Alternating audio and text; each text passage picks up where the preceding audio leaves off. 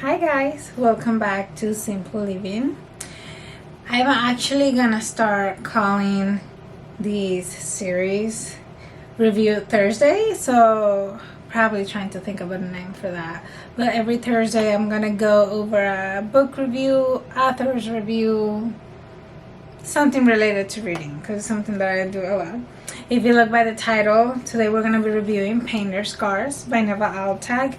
This is actually the first book in the series Imperfectly Perfect, and it's actually the first book I read that it talked about mafia romance. So it was my introduction to mafia romance or dark romance. And if you saw my last review, I never went back after that. A little pointers. I'm probably gonna give spoilers. I'm very bad about talking about a book without giving spoilers, so have that in mind. If you're like me, knowing spoilers doesn't ruin the experience to you. I will still read the book, because even if you get spoilers, you're never gonna get the full book story.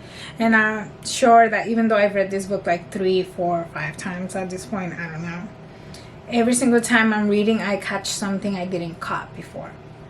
In this case we have Roman, which is the Pakan, the Russian mafia, which is like the leader, and we have Nina. She is a very short woman. She is a painter, like a dark painter, and she's a single daughter. The start of the book actually starts with Roman in the hospital. Fun fact, because I work in the medical field, if you're under, what's it called? My goodness, I am blanking. If you're under anesthesia, the last sense you lose is hearing. So if you work in the medical field, be careful, because you might think they're sleeping, but they can still hear you. Now, I cannot speak from experience. The 2 times I was put under anesthesia, I do not remember anything. I remember the voices when I spoke, when I woke back up. Even though I was like very loopy, after that I could like hear people and I kind of understand what they were saying. Even though I'll be talking, I'll be like, ah. Either way, back to the point. Let me pull up my quotes here. Sorry if you hear meows. My cat's in this room with me. But yeah, he's talking about, can he hear us? No, he's heavily sedated. Be careful. People can actually hear you most of the time. And then we get to like the point on the main book, which is that he's left in a wheelchair. The people think that he's never gonna walk again, and even though he's the leader and he has a lot of loyalty, by the fact that he cannot walk, he's pretty much not really suitable to be a leader again. It kind of breaks my heart, but at the same time I can see the point. I'm like, you're the Russian mafia, you're supposed to be like this untouchable person that someone has to be like an animal in a way, because you have to be able to control your emotions and your mind and be great at business, but also terrifying, and be able to enforce your law onto everyone.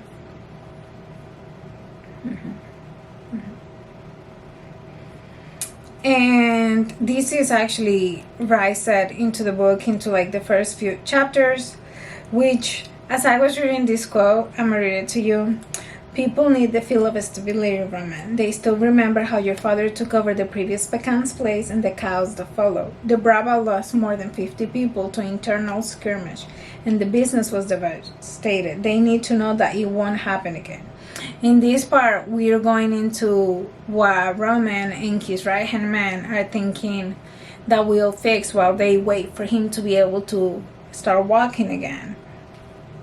And it's a fake marriage. And in my head, and I'm like, oh, we need stability. You see, women are useful for something in this mafia world. And then a wife means there will be a heir who'll be ready to take over your place when the time comes, without internal war or people dying. Which comes back to the point that they just need us to have kids. Sad.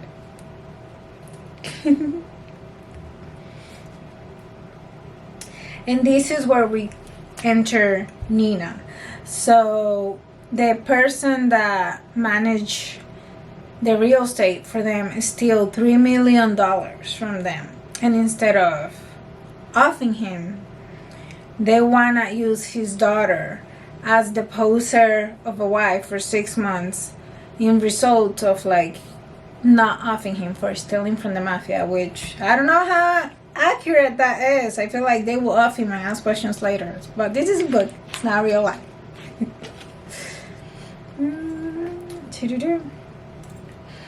We are seeing like the first talks, and Nina thought the protagonist, the main female character, I'm sorry, I'll get better at not calling him protagonist. She thinks it's just gonna be like a fake marriage in paper, they're not gonna live together, and Roman is like, no. People need to believe it. And if people don't believe we have a happy marriage, you and your family are done for. And then she inquires about physical relations. And he says, no, unless you want to, of course. And that brings me back to a point when I was younger. And like I was a teenager trying to show interest in boys. And I think it was one of my aunts that told me, boys will tell you that like, no, we're not going to do anything you don't want to. And the one thing they will do everything in their power to convince you that's what you want to do. So, I don't know, that popped into my head.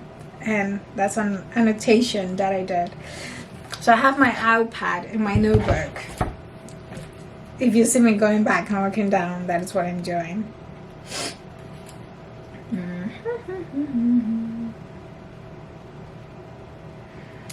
And then here's when we have the introduction of what's going wrong with Nina. It talks about, it's not a nice thing to say, but I'm relieved he was in a wheelchair.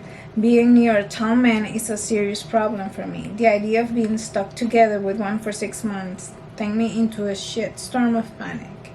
Now we know she's afraid of men that are tall. That means some tall, big man hurt her in the past. The thing is, what happened? And why is the trauma so big?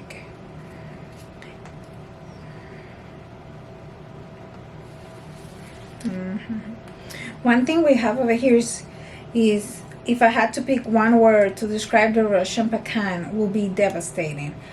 Here we're going right into the introduction of Roman starting to look like a man to Nina instead of like just a cold-blooded criminal.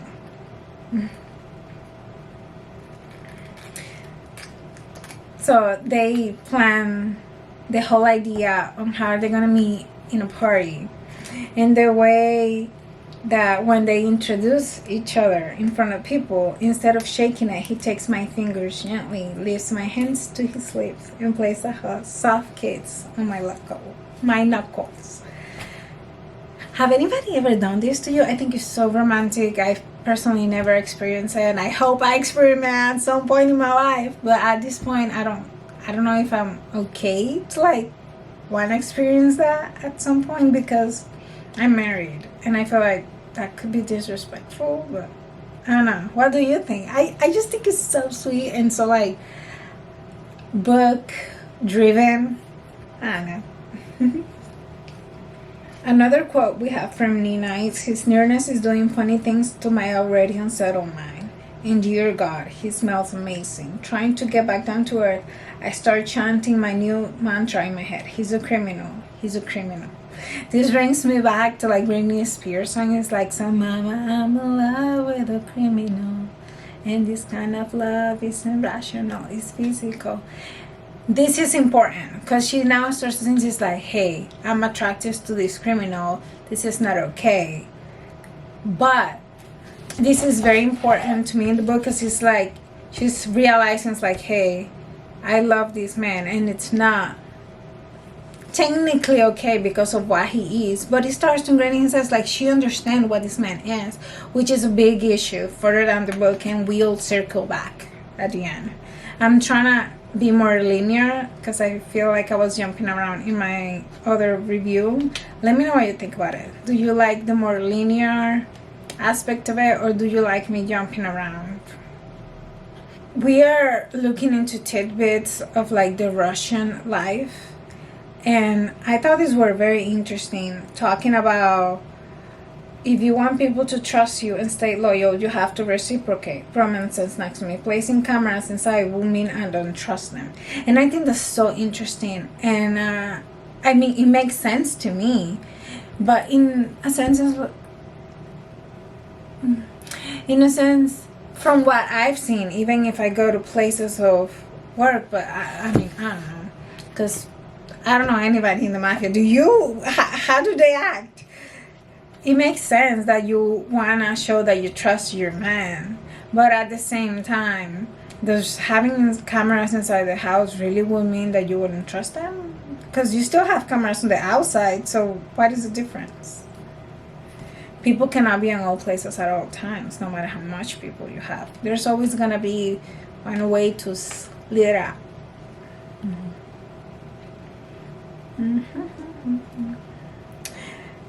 Going back to another point that talks a little more about life is here. There are only 3 things people understand in my world: loyalty, money, and death. Remember that. This is very important because one, he actually tells that to Nina and says like, remember that, but I feel like she forgets on the line. Because again, this is a cruel, dangerous, cutthroat world that he lives in. And she's just starting to live into it. And he's trying to show her the ways because she has this idea of life. Because obviously, she is not a criminal. She wasn't grown in it. Or at least she didn't know her father was part of the mafia or that he did business with them. For her, he was just a regular person. So it's hard for her to understand this because I'm saying so a lot and that's bothering me. I took a college class and every single time we will say during a presentation, we will have to start over. I need to start doing the thing with me but instead of saying so. Now that we have the basic plot given, they're in their house and we want to see Roman and Nina start developing feelings for each other.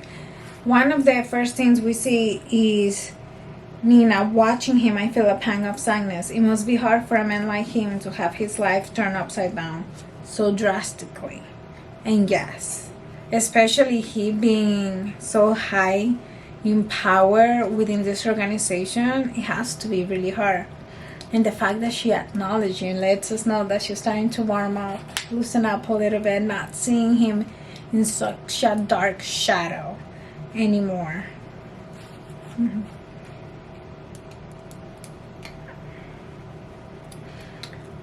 Later that night, I come in a matter of seconds with my face buried in the pillow and the name of a killer in my lips. She knows he's a killer. Unaliver. Well, I still need to figure out YouTube a little bit. But she admits to being attracted to him. Together with the way that she is softening around the things for him, I think how you call them? The wheels are turning in favor of Roman at this point. Very early in the book. As usual, I have to highlight the point in which we start the attraction within the couples, within the couple, where the first physical interaction with them without having a public, because at this point they're trying to fake a marriage, but in this quote they're finding Leon and they just decide to give in. Are you trying to kiss me, Roman? I whisper into his lip. I might be, he says. There's no one around to see us. Exactly. He whispers and touches his lips to mine. One thing, this book, compared to the other one, it's not that spicy. It's very mild, which I appreciate. I don't know. I liked it. Again, this is my first book from her. It will always be one of my favorite because it was my introduction. And I am loyal to all the beginnings. I love him. This is a very, very important quote. It's the head of the Russian criminal syndicate, a drug dealer, a killer, and I managed to fall in love with him. Someone please lock me up in a mental institution because that's apparently where I belong. Yes, she finally came to the understanding of what this man is. And she agrees with it. And she says like, okay, screw it. I'm still gonna love you. I'm still gonna be with him. Yet, a couple pages later, when we find the issue of the problem, she runs away. And that really bothers me. It makes me feel like a betrayal of sorts. Mm-hmm. Okay, so we're gonna get into the plot. Into like the second plot. The plot over here, we know somebody tried to kill Roman. They were not successful, and it had to be somebody close to him to be able to implant the bomb on his car. For Nina, she's afraid of men. We find out that this is a guy she dated before, and Roman figured out obviously that it's a man because she's afraid of his height. She's not afraid of him. He's afraid of like what he represents, a big broad man, especially when she's tiny. At this point we know she's around 5 foot, probably a little less. Do we know how tall Roman is? No, but I'm assuming like 6'4", 6'6", is 5, somewhere in between.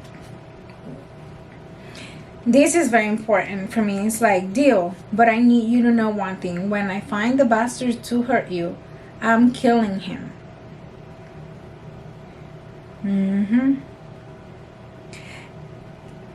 And he mentioned this many times. Let me go back to different pages.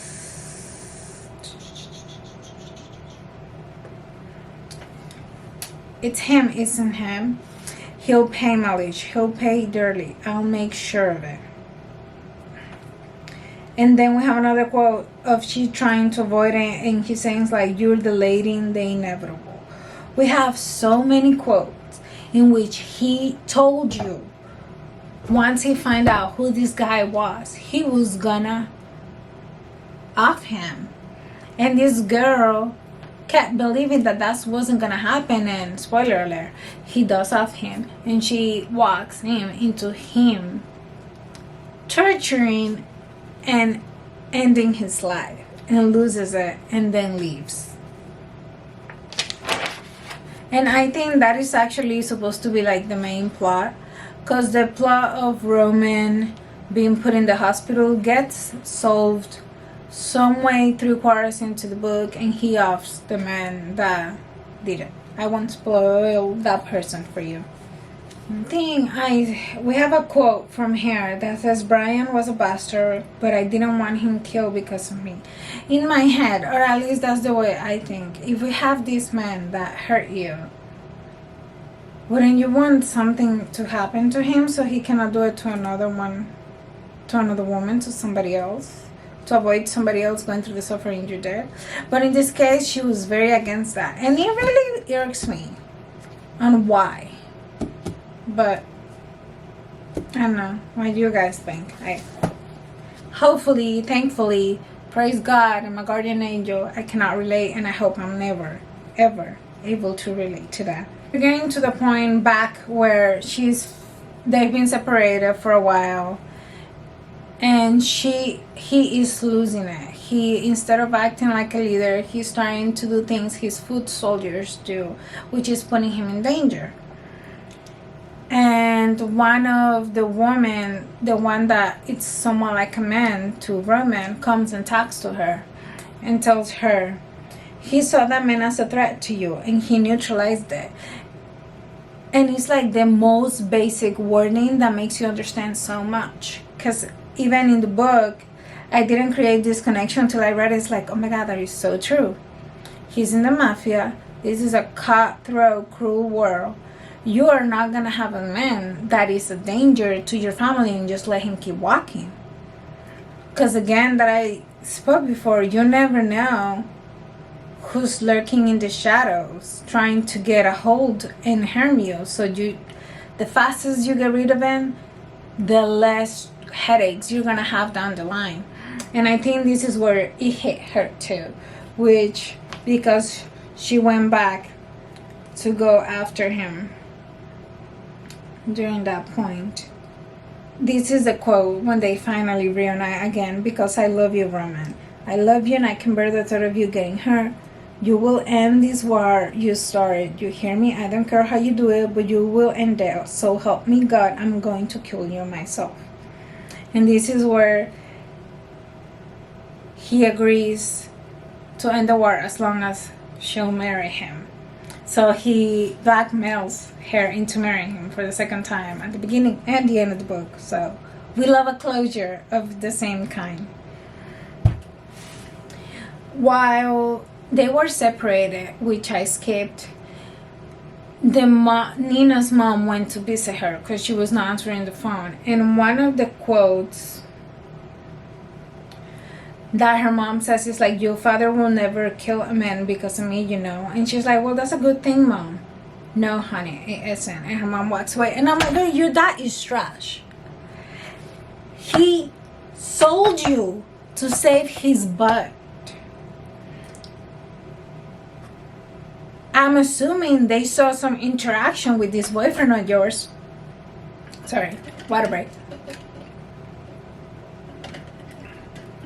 And he still didn't do anything. You cannot come after my man Roman for protecting you. But at the same time, she hasn't had that idea of like somebody looking out for her, protecting her. Because you're her own daughter freaking sold her. And if he did that to his daughter, obviously what makes you think he's not gonna do it to his wife? And so his wife, to save his own ass down the line. So that really pissed me off. And I really felt bad for the mom here. Just like, oh, you need to leave that man. Divorce him. He is not good. But again, we're talking about a book. I get too invested in these stories, if you cannot tell by the way I'm speaking. Okay, and now we're gonna talk. Now it's my favorite part of the story, the random quotes over here. We're gonna start with the possessive quotes of Roman. We're gonna start at page 116. So many quotes. Put your hands on my wife, I told the idiot, and you're losing them. Yes, we love that. Love, love, love that. My wife is not everyone. Short and sweet. That 6-month deal is off, Nina. I say in Squeezer's way. I don't care what we agree. You're mine now. And I'm not letting you go. Ever. Yes, you're dead. And the part when she finds out that thing, that pissed me off. Or, because he says this, and I feel so bad now. Because I didn't highlight it. But there was a quote in which he said he will tie her to the bed if she tries to leave him. But she did, and he didn't tie her to the bed. And that gets me so angry because I feel like, according being in the dark romance, he should have. I need some Stockholm syndrome left. Yeah. Maybe I've strayed too far into the realm of dark romance that this is like light to me. But still good. Still love it. If there's a single strand of her hair harmed, there'll be a lot of dead people. I bite out. Starting with my hair of security, who sent my wife out with only one man as her security detail. You got that, Dimitri? How many people do you usually have in a security detail as a woman in the mafia? 4? 2? 10? I feel like that would be excessive. Imagine just walking and every single time you go anywhere, you just have this realm of men following you. I guess it will get annoying. I can see it. This is my favorite, one of my favorite quotes from Roman. I will be killing anyone who dares to hurt you. I'll just make sure you don't find out next time.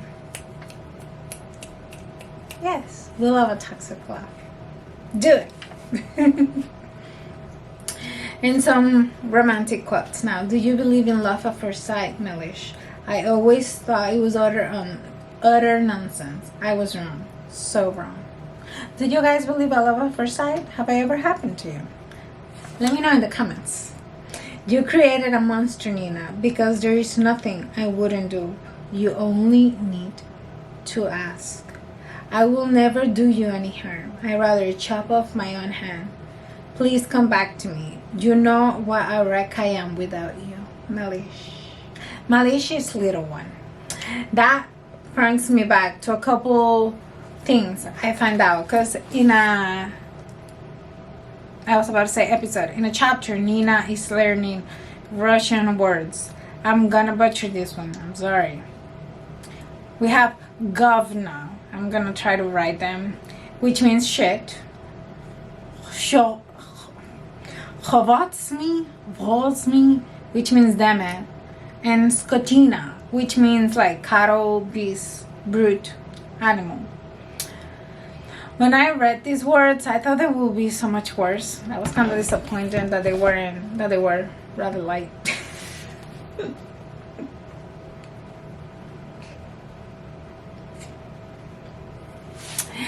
And the end with camera cut.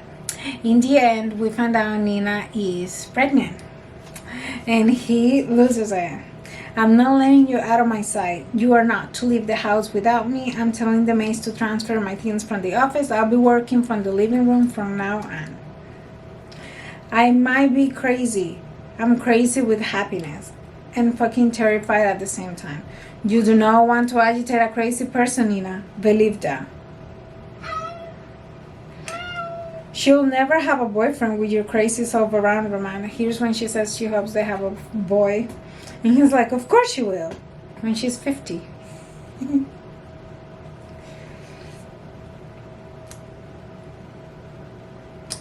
And those are all the quotes I had.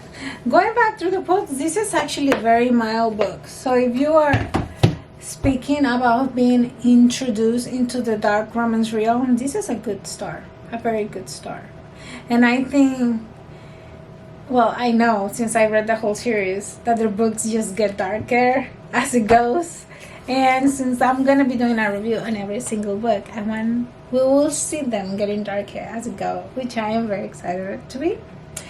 Well, thank you so much for spending time with me. Have you read this book? Tell me what you thought about it. And if there is a book that you'd like me to read and give a review on, put it down below. Thank you so much, and have a great rest of your day.